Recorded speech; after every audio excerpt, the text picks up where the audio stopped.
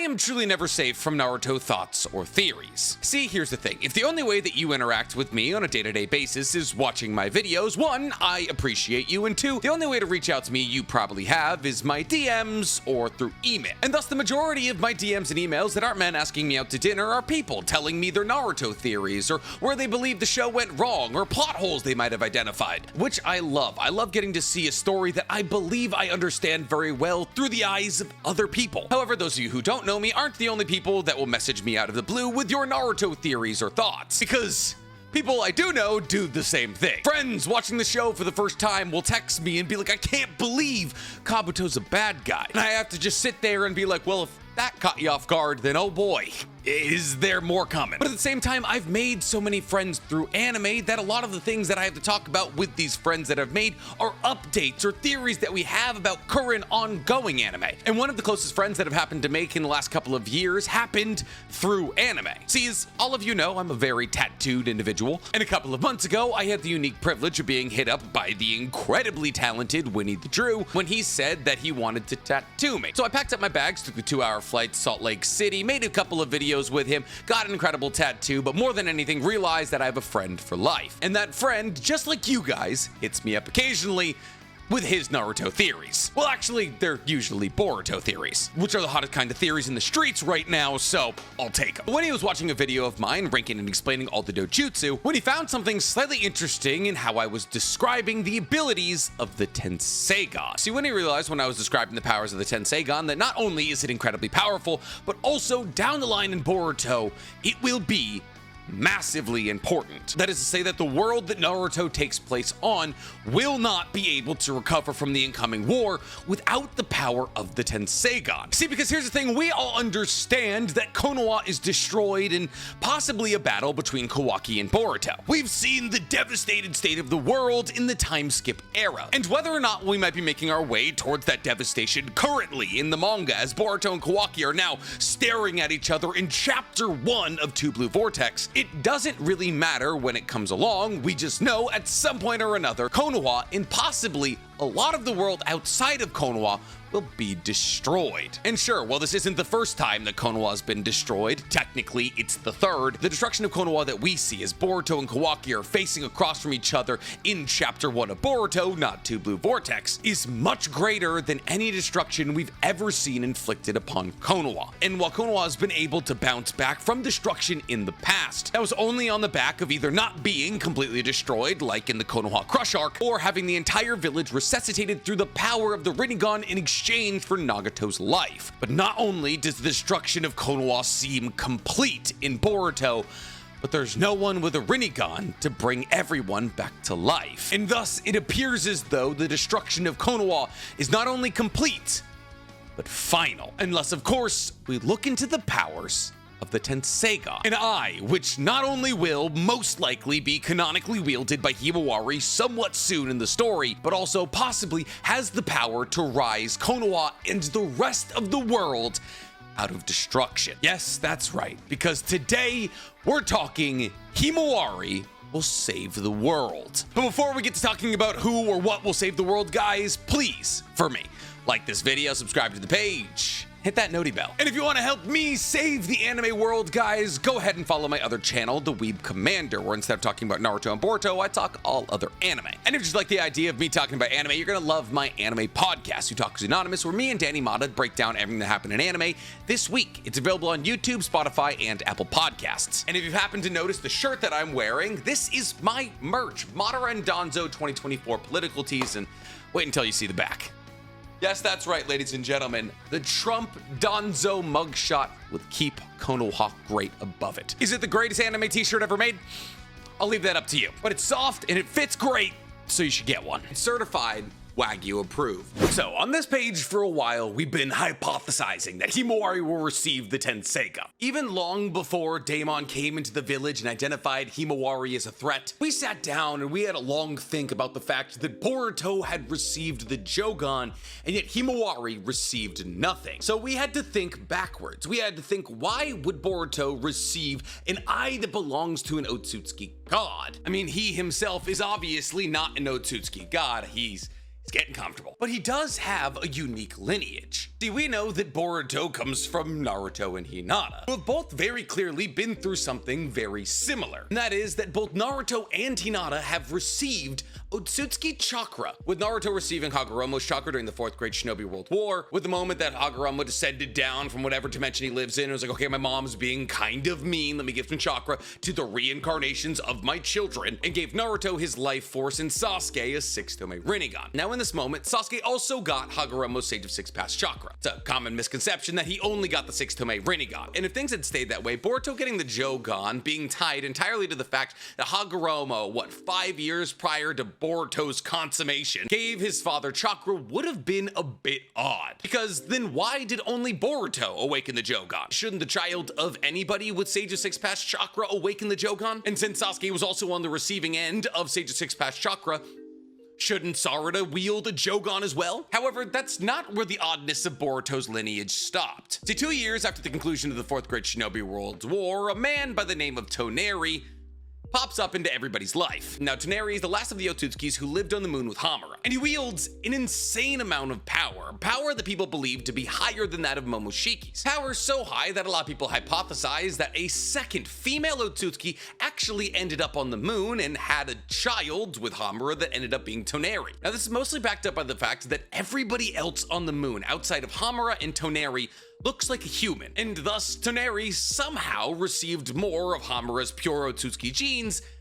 than anybody else. When we consider the fact that Hagoromo and Hamura held on to their Otsutsuki appearance at 50% Otsutsuki, Indra and Ashura took upon a human appearance at only 25% Otsutsuki, this would mean that Toneri would have to be at least 50% Otsutsuki, which is odd when you consider the fact that Hamura himself is only 50% Otsutsuki. So how could he have a child that would retain Otsutsuki level appearance? That's just a different pocket theory that I've been working on for a little while here and can't make into a long enough video on its own, so I kind of just want to let you know about it. And the entire plot of the movie that Toneri pops up in, is Toneri believes that the humans who were created into ninjas by Hagoromo, Hamura's other half, I guess, have strayed away from Hagoromo's original teachings. Now, there was 2 factions of Otsutsuki who lived on the moon. Those who believed if the humans strayed away from Hagoromo's teachings that they should be destroyed, and those who believed that they shouldn't interfere with Hagoromo's decisions and the people he influenced. They had a war, and technically the Destroy Them All side won, if you can call one person surviving the entire war winning, as Toneri, who belonged to the Destroy Them All side, was the only person left standing, and thus Toneri decided with the power of a Tenseigan, he would throw the moon into the earth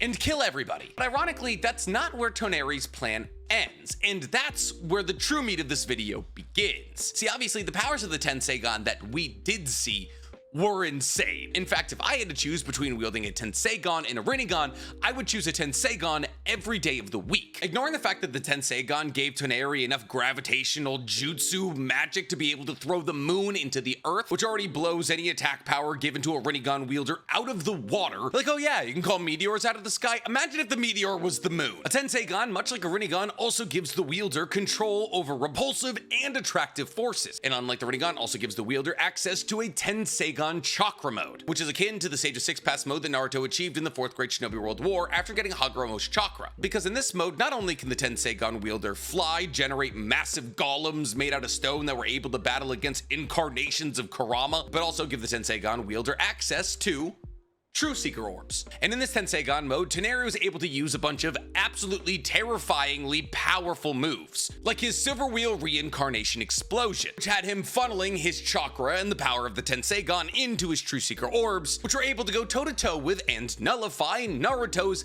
Planetary Rasengan, which is Naruto's Rasengan, where he makes a big ball Rasengan and then makes a bunch of regular sized Rasengans rotate around it like he's making planets out of Rasengan. But truly, the most impressive thing that Toneri busts out in this Tenseigan chakra mode is his Golden Wheel Reincarnation Explosion, which he uses to cut the moon in half, something that no wielder of an EMS, an MS, a Rinnegan, or even a 6-tome Rinnegan could pull off. Now, genuinely, the only weakness that we saw to the Tenseigan, and therefore the Tenseigan chakra mode, was the fact that the mode itself is kind of fragile. That is to say that Naruto is able to punch Toneri out of the chakra mode a couple of times. But when you can fly and cut planets in half, the amount of people who are going to be able to close that distance to you and punch you is pretty low. That's just the Tenseigan that Toneri was able to achieve. So the only way that somebody can achieve a Tenseigan in the first place is if their last name is Otsutsuki, and even then, achieving a Tenseigan is a slim to nil chance. Because in order for an Otsutsuki to awaken a Tenseigan in the first place, they have to get rid of their own Byakugan, as every Otsutsuki is born with a Byakugan. After that, they have to steal the eyes of a Hyuga clan member and replace their Byakugan with the Byakugan of a Hyuga clan member. And then they have to give themselves a couple of days to heal and truly awaken a Tenseigan. Now, obviously, Toneri was able to achieve this by stealing Hanabi Hyuga's Byakugan and awakening a Tenseigan of his own. However, there was also another Tenseigan, and it's loosely interpreted to be Hamura's Tenseigan. See, Hamura's Tenseigan is an energy vessel that lives on the moon. It was the energy source that was supposed to protect the likes of Toneri and Hinata as the moon hurtled into the earth. But after defeating Toneri, Hinata and Naruto realize that they need to destroy this Tenseigan. But before they do, Hamura reaches out to Hinata, much in a very similar capacity to how Hagoromo reached out to Naruto and Sasuke, which makes sense when you consider the fact that Hinata was the current head of the Hyuga clan and the Byakugan princess, and therefore her relation to Hamura is very similar to that of Naruto and Sasuke's to Hagoromo. And thus, in order to ensure that Naruto and Hinata would be able to destroy the Tenseigan, which held the Byakugan of anybody who had ever lived on the moon, as they would have to give up their Byakugan to keep this power vessel running for eternity, or for the 2,000 years it was running at least, and thus Hamura granted the last vestiges of his chakra to Hinata. So now we have Naruto holding on to the last vestiges of Hagoromo's chakra, while Hinata holds on to the last vestiges of Hamura's. So led a lot of people to believing, me first, that Himawari would actually awaken a Tenseigan, as Himawari, unlike Boruto, was actually already awoken a Byakugan, but in a somewhat odd circumstance. Because members of the Hyuga family, even when they interbreed, are born with at least one Byakugan. Mukai Koinata, who exists in Itachi's first light novel, is proof of this. Swapped out lapdogs. As even though his family left the Hyuga clan generations ago, he was still born with one Byakugan. However, Himawari was born with two blue eyes, which, by the way, is a detail that should not be lost on any of us. However, on the day of Naruto's inauguration to become the 7th Hokage, he's knocked out by Himawari upon the first activation of her Byakugan, which is interesting because Himawari was able to awaken the Byakugan when Boruto wasn't. But Boruto awoke the Jogan, so when it comes down to dojutsu, it's not like he had a bad role. But Himawari awakening a Byakugan is not only interesting because she's the first ever person to awaken a Byakugan, as both the Hyugas and Otsutskis are just born with them, but it's also interesting because if we believe the reason that Boruto was born with a Jogan is the fact that he has Hagoromo and Hamura's chakra running through him, essentially making him Kaguya, which is obviously only accelerated by the fact that his body is now 100% Otsutsufied. Why would Himawari's situation be any different outside of the 100% Otsutsufication? And thus, she should also be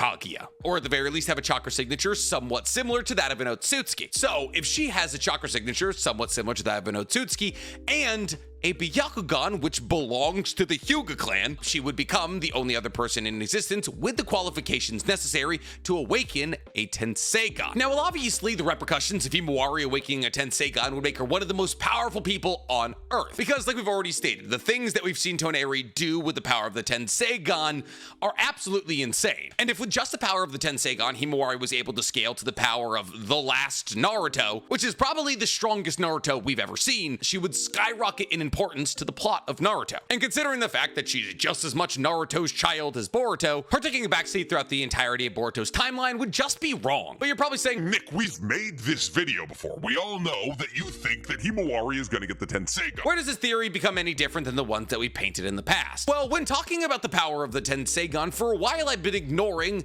the core fundament of the Tenseigan. The Tenseigan in English translates directly to Reincarnation Eye. And this makes sense because when you consider Toneri's total plan for Earth, it went far beyond just smashing the moon into it. See, Toneri not only wanted to wipe out all of humanity as he believed that they had strayed from Hagoromo's original teachings, but he also wanted to rise a new utopian society from the ashes of old humanity. But considering the fact that he never achieved step one of the plan, smash the moon into the Earth, we never got to see how the power of the Tenseigan would allow him to recreate the Earth in a way that he wanted. But still, the fact that Toneri believed that with the power of the Tenseigan that he would be able to do this is kind of interesting. And genuinely, we have no reason to not believe Toneri here. I mean, if anybody has a complete understanding of how the Tenseigan works, it would be Toneri. And when we take into account that the fact that the power of the Tenseigan, the one that all of the Otsutsuki members on the moon sacrificed their Byakugan to, was not only strong enough to support life on the moon for 2,000 years, but was also strong enough to create an energy barrier that would have saved Toneri and Hinata from the collision of the moon and the Earth. So when it comes down to it, even outside of the capacity of Toneri,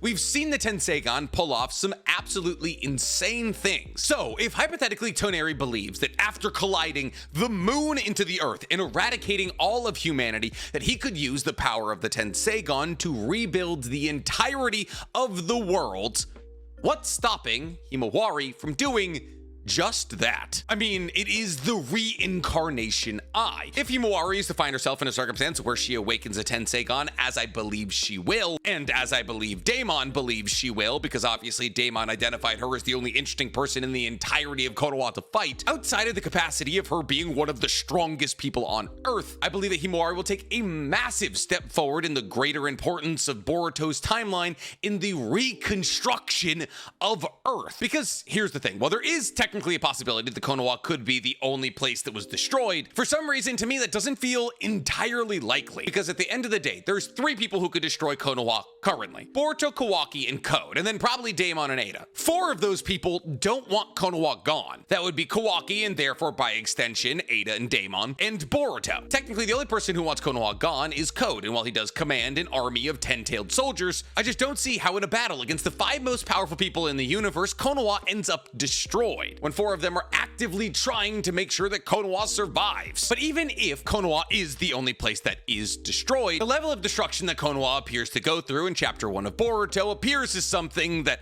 can't be fixed with a couple of Yamato's wooden houses. Sure, if the entirety of Konoha's population pooled together and rebuilt Konoha once again, they could probably pull it off, but with a level of destruction akin to Pain Shirai Tensei, it's highly doubtful that there's enough people in Konoha to rebuild. So what if in actuality Himawari's true purpose, outside of being incredibly powerful, is to kind of act as a savior, to step in with the power of the Tenseigan and use it how it was always meant to be used, which is actually a lesson that Naruto the Last was trying to teach us in the first place, as Toneri bastardized Hamura's ideologies and projected his anger at Hagoromo and the people that Hagoromo created, when in actuality Hamura wanted the exact opposite of what Toneri believed he wanted, which is why he assisted Hinata in the destruction of his Tenseigan. So who better to be a physical representation of Hamura's will and how it was passed down from Hinata than Himawari, who can use the power of the people who once lived on the moon to recreate the Earth, possibly giving her the ability to not only bring back the citizens of Konoha, but also rebuild Konoha. Because if Toneri believed that he could rebuild the Earth after it was struck by the moon, something that would turn the entire Earth into a smoldering lava rock, I believe that Himawari should more likely than not be able to recreate Konoha. And what's wild is that the Himawari is going to get the Tenseigan theory is only further strengthened by Chapter 1 of Two Blue Vortex. Because let's remember, Himawari very much got her father's blue eyes. And it feels important to note that the Tenseigan, though it is an Otsutsuki clan ability, is the manifestation of very blue eyes. But to take it even one step further than that, it's the manifestation of blue eyes with a flower in the middle. While the design of the Tenseigan might seem kind of arbitrary, flowers have always been a really big part of who Himawari is, as her skirt in part 1 of Boruto is supposed to be symbolic of a flower, being pink with a white jagged outline around her waist to represent something like a rose. And then one of the biggest plot points revolving around Himawari in part 1 of Boruto is when she gives Kawaki a vase that he accidentally destroys, and on that vase are sunflowers. However, the most glaring example of tying flowers to Himawari is now in Chapter 1 of Two Blue Vortex, as with her redesign we now see that she dons a shirt with a flower on it. A flower that looks like a sunflower with a large iris-like black spot in the middle and 8 petals, which is eerily reminiscent of the Tenseigan's pupils and the petals that surround it. Tie that into the message that Himawari taught Kawaki in part 1 of Boruto, that it's always best to remake what you've broken instead of trying to replace it, and the symbolism of Kawaki applying the lesson that he learned while rebuilding this vase to Konoha, all brought to him through Himawari, is just a layup. Listen, I understand that Kawaki rebuilding the vase that he broke in order to appease Himawari could just be a one-off lesson about Kawaki's humanity increasing in the face of love, but at the same time, if we were to tie that lesson into a much later lesson of, hey Kawaki, you broke Konoha, now you have to work with Himawari to rebuild it, that's perfect writing. But beyond obviously cementing the lesson that Kawaki didn't learn the first time with the vase, it also takes Himawari away from being the person that this is being done to, and instead the person that's helping fix it. So Himawari can go from a person afflicted by Kawaki's journey to becoming human, to a person guiding Kawaki down that path, all taught through the lesson of a vase. And considering the fact that in my mind it's 100% guaranteed that Himawari is getting the Tenseigan at some point or another, and that Toneri believed that he could rebuild the earth with the Tenseigan, that this is exactly how Boruto is going to end. And if it isn't how Boruto ends, and listen, I'm sure Kishimoto can find some other cool way to end Boruto, but if his version is worse than mine or canonizing mine, what do you guys think? Do you believe that Himawari with the power of the Tenseigan will be the great reconstructive force that the world needs after Kawaki Code and Boruto have finished their duke it out war? If you do, tell me in the comments below. And while you guys are down there, please, for me, like this video, subscribe to the page, hit that noti bell. I feel like asking for Himawari screen time is not asking too much.